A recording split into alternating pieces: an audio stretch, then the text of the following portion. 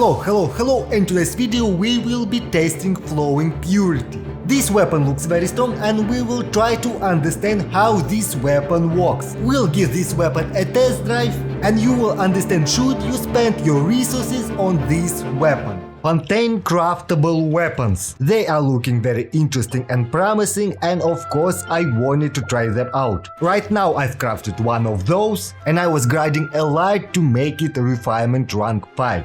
At first sight, this weapon looks very promising. We have high base attack, we have attack percentage as a substat, and this is synergized very well. Passive look very interesting too. We can increase our elemental damage bonus up to 40%, and this is really big multiplier. But it's very confusing how it works. So today our main goal to understand how this bond of life thing works. And we'll go step by step trying to utilize this weapon on maximum power. Let's start with the first part of the passive, and let's read first. When using an elemental skill, all elemental damage bonus will be increased by 16% for 15 seconds. And this one is really easy, we're just using skill, we are getting buff, and if we go to the stats, yes, we have all elemental damage bonus increased by 16%. But there is still a question, is this buff applied before our skill hits an enemy or afterwards? Because if this will be afterwards, this weapon would be unusable on Hazel. And to test that we need character with the fast skill cooldown, like Lisa. And how do we do that? We'll shoot two skills, and if both of them will do the same amount of damage, this means that buff applied before skill.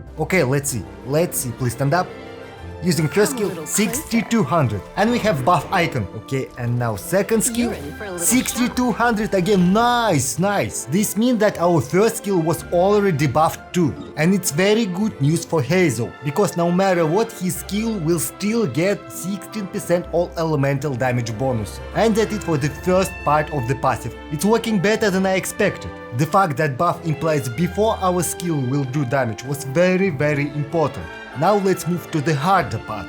And let's read again. When we're using an elemental skill, Bond of Life with 24 of max HP will be granted. When Bond of Life is cleared, every 1000 HP cleared in the process will provide 4% all elemental damage bonus up to maximum 24%. This effect lasts 15 seconds. So let's see how it works. So we use skill, and as you can see we have Bond of Life. We have clear indication what is it. But how do we clear this? Let's read again. Bond of Life and recovering HP. Bond of Life will absorb healing effect that character receives. This will prevent them from recovering HP. After this character is healed for an amount of equal of the Bond of Life, the Bond of Life can be cleared. So to remove Bond of Life we need to heal.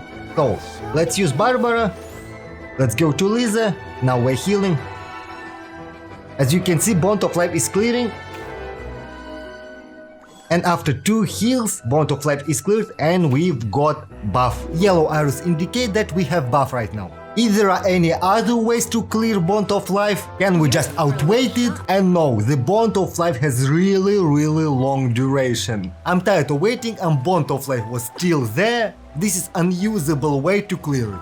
And if we try to clear Bond of Life with statue of 7, Bond of Life is cleared, but we are not receiving any buff. As you can see, we don't have yellow arrows. Another question, Flowing Purity designed for attack scaling characters, but to get maximum buff from it we need a lot of HP. So the question is how strong our buff would be if we use this catalyst on 16,000 HP character. So using Lisa, let's heal and wait. So we're healed, Bond of Life is cleared, let's see at the stats. It's actually really nice, we got almost 32% out of maximum 40% buff. And 32% are already really strong improvement. And now we are moving to stacks. And we need to test 2 things. First we will try to stack Bond of Life, and second we will try to stack buff from Bond of Life. And let's start with first part. Let's say in the start of the fight we used our skill to activate Bond of Life. Right now we're rotating through our other teammates. Now we're going to Barbara, let's use heal. Going to Lisa and activating another Bond of Life. And yes, they are stackable. Let's wait a bit while it's clearing. So another heal. Barbara, please. Barbara, please. Alright, it's cleared. Let's see at our stats. And yes, right now we have full damage bonus. Nice! So if we adapt our gameplay, we can get maximum benefit from this weapon. So we understand that Bond of Life is stackable, but right now we need to understand, is buff stackable? So right now we have Bond of Life on us. Let's go to Barbara. Let's use heal. Going to Lisa. Please heal us. And we're getting buff. We're activating second Bond of Life.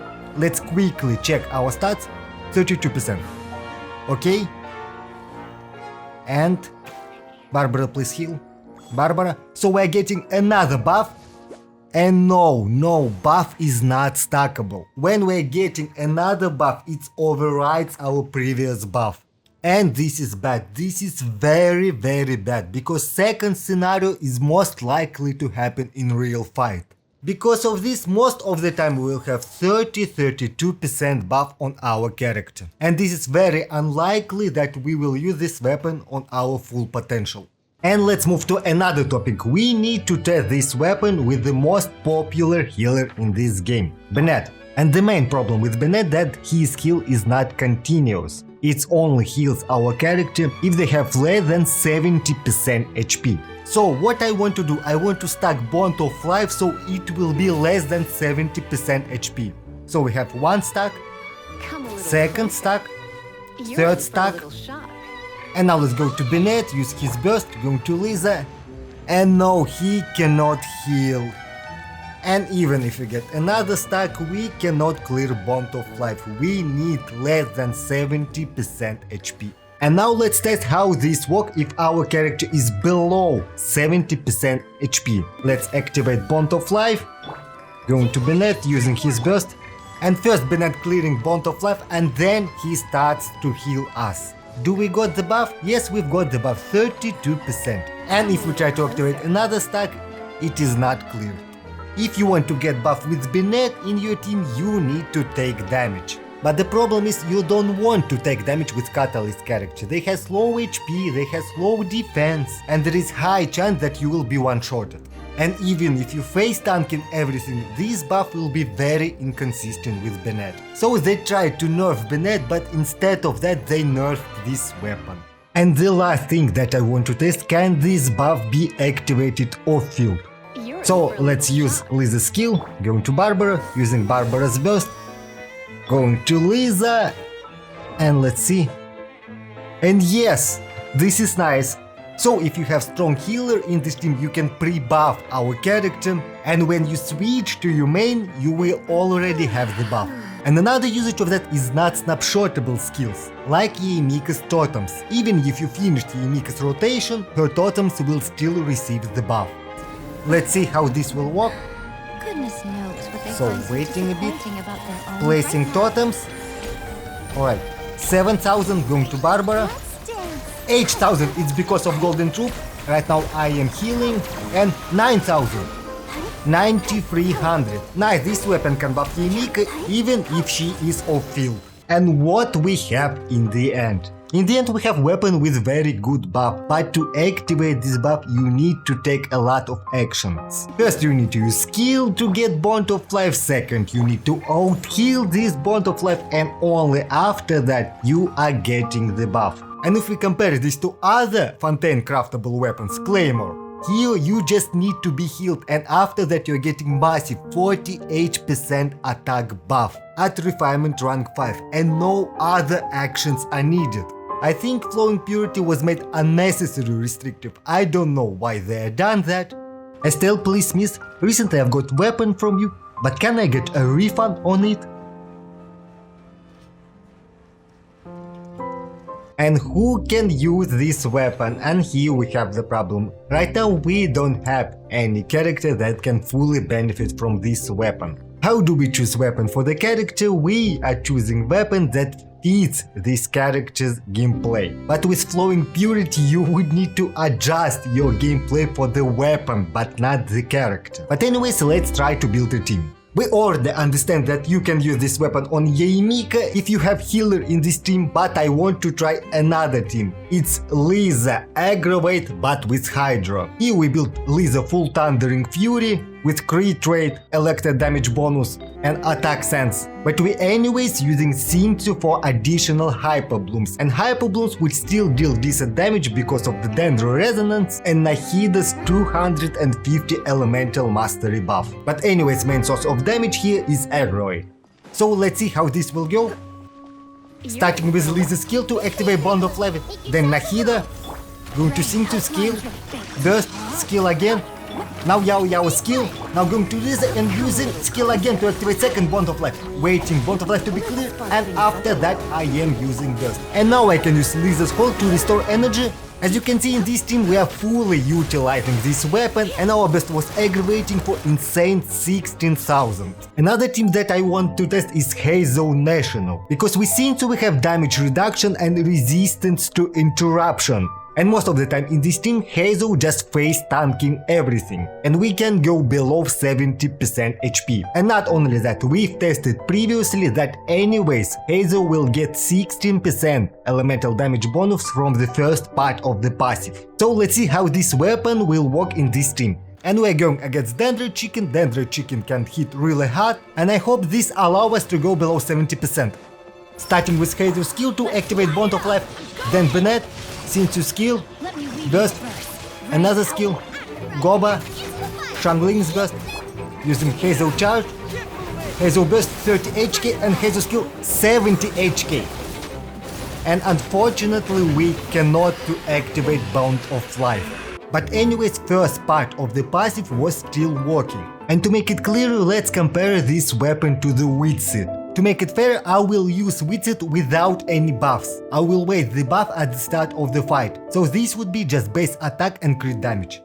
So let's go. Right now I am activating Witsit buff, so we don't have one. And let's go. Starting with Bennett's skill, Bennett's burst, Xingqiu skill, Xingqiu's burst, Xingqiu another skill, Goba, Shangling's burst, Heizo charge attack, Heizo burst 39k and Heizo skill 77k. So our skill was made only 1000 less without any Witsit buffs. But actually our burst was made 1000 more. At this point I'm not seeing reason to test this weapon on other characters. The same situation like Heizo will happen if we test this weapon on Ningguang, and the same situation will happen if we test this weapon on Yanfei. Yes, you can build teams around Ningguang and Yanfei with strong healers, but most of the time you would prefer Bennett, and if you switch Bennett to other healer you will lose a lot of value. Conclusion. Even though this weapon is still looking very promising, despite all the problems, right now I am highly not recommend to craft this weapon. The passive of this weapon is too restrictive and too hard to activate. And if you try to use this weapon on character that we have right now in the game, you would need to adjust your playstyle to benefit from the weapon. And I think this is not how weapons should work. Probably in the future we will get characters that will benefit from this weapon 100%, but before that I am not recommending to craft this weapon. If you have Witsit, even only R1, just use Witsit. Because we still have some craftable weapons from Inazuma and Sumeru that doesn't fit any character. And there is a chance that we will not get a character for this weapon. So, thank you for the watching, subscribe to my channel, and I'll see you in my next video.